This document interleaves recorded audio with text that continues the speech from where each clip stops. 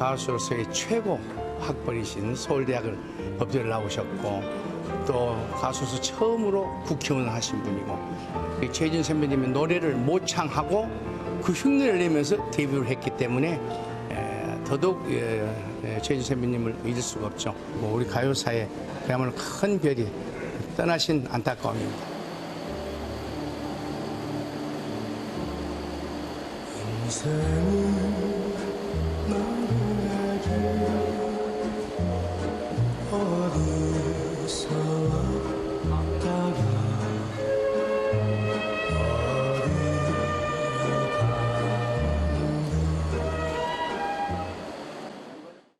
네, 최희준 씨가 별세를 했습니다. 하재근 평론가님, 네. 고인을 얘기할 때 엘리트 가수라는 표현을 참 많이 썼거든요. 그렇죠.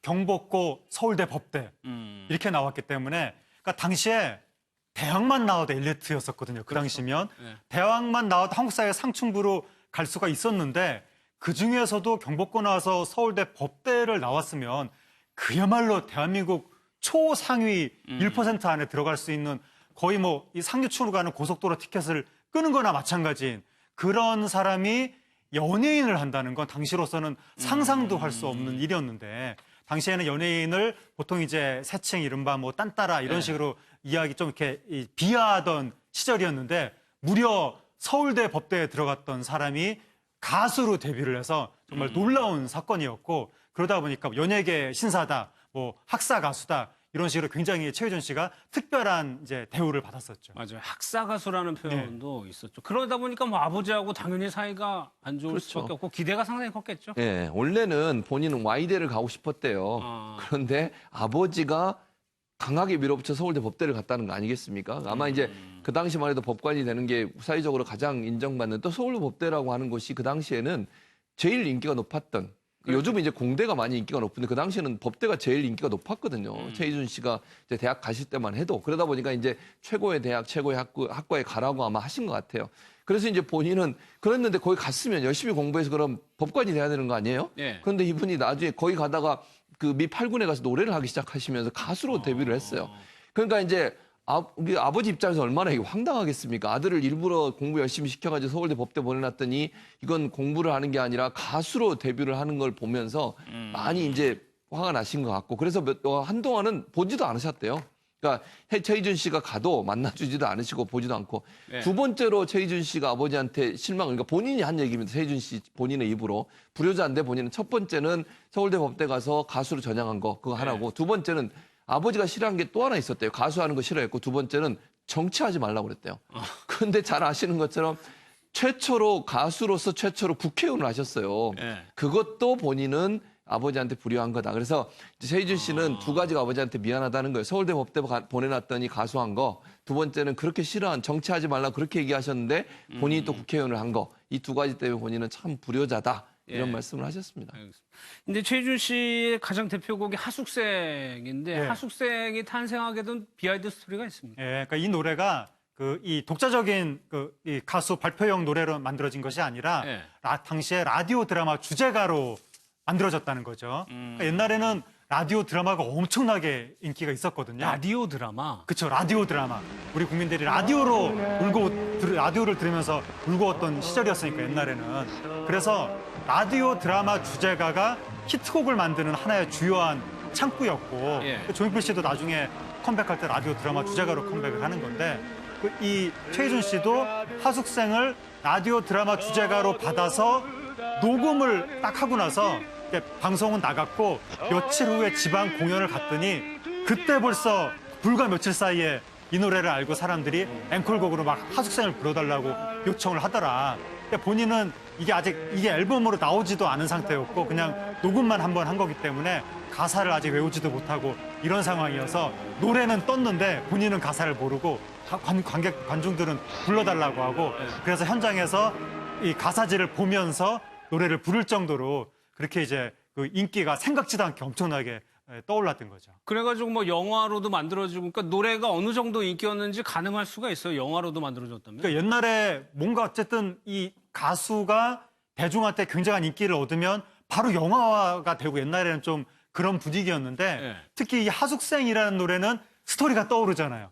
뭐 인생은 뭐 나그네 길 막 이러면서 이게 노래를 딱 들으면 뭔가 깊이 있는 인생의 어떤 굴곡진 이런 이야기가 떠오르기 때문에 정말 영화로 만들기 어울리는 노래 가사고 그러다 보니까 당시에 쉽게 영화로 만들어졌던 것 같고 이게 이 노래가 지금 들으면 뭐 옛날에 나왔던 그런 노래인가 보다 이렇게 편안하게 들리지만 예. 옛날 이 노래가 처음 나왔던 그 당시에는 굉장히 새롭고 혁신적이고 어떤 그런 음악이거든요. 그러나요? 왜냐하면 이게 아메리칸 팝이기 때문에 그 당시에는 우리나라 전통가요, 트로트, 뭐 목포의 눈물 이런 거 부르던 시절인데 이게 미국적인 어떤 약간 재즈 느낌도 있고 그러다 보니까 젊은 세대가 굉장히 강하게 이런 노래에 반응을 한 거죠.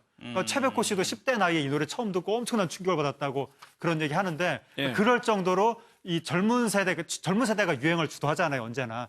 젊은 세대 사이에서 굉장히 핫한 노래로 등극을 하다 보니까 영화로도 만들어졌던 것 같습니다. 그러니까 정계에도 진출을 했었고 그러니까 인연이 이낙연 총리하고도 좀 인연이 있나 봐요. 네, 대학 선후배 때부터 그렇죠. 인연이 있었던 것 같습니다. 이낙연 국무총리가 25일 날 이제 SNS에 최희준 씨 애도의 글을 올렸는데요. 이 하숙생이라고 하는 노래가 정말 나한테는 위안을 주는 노래였다라고 그렇게 이야기를 하고 있고요. 대학 선후배 시절 그리고 기자로서 사실 이낙연 국무총리가 뭐 정치인을 하기 전에는 정치부 기자였지 않습니까? 그렇죠. 그래서 기자하는 동안 또 그다음에 정치인이 되어서도 깊은 인연을 가졌다라고 이야기를 하고 있고요.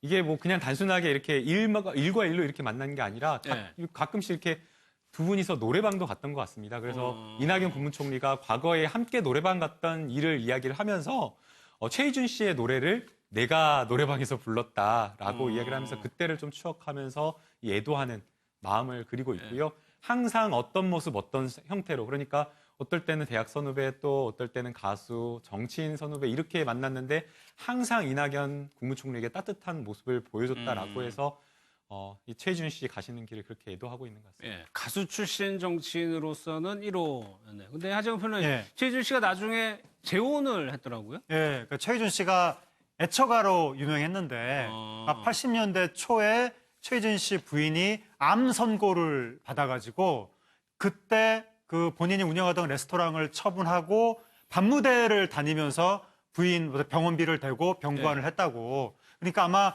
최희준 씨가 본인의 어떤 품위를 좀 생각을 많이 했던 것 같거든요. 그래서 가수가 밤무대 다니면 이꼴저꼴 온갖 여러 안 좋은 일을 많이 당해야 되는데 그런 걸 좀 피했던 것 같습니다.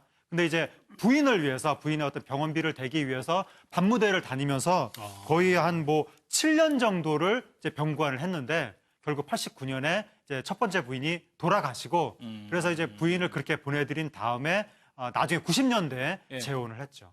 예. 그래가지고 재혼을 한 이후에도 굉장히 평온하게 살았던 것 같아요. 네, 큰 뭐 최희준 마찰 씨야 없이. 그 전직 유명 가수이자 전직 정치인으로 예. 크게 구설수가 그렇죠. 없었기 때문에 후배들이 존경을 많이 했거든요. 왜냐하면 그 1960년대 우리나라 가요계에 아메리칸 팝으로 새바람을 불러일으키면서 동시에 또 그 가사가 우리나라 국민들의 마음을 좀 이렇게 또 헛헛한 마음을 어루만져주는 그런 가사였기 때문에 거의 국민가요 수준이잖아요. 그러니까 후배들의 존경을 많이 하고 그다음에 최희준 씨가 그러니까 불렀던 노래들이 요즘 후배들이 보기에도 별로 이질적이지가 않거든요.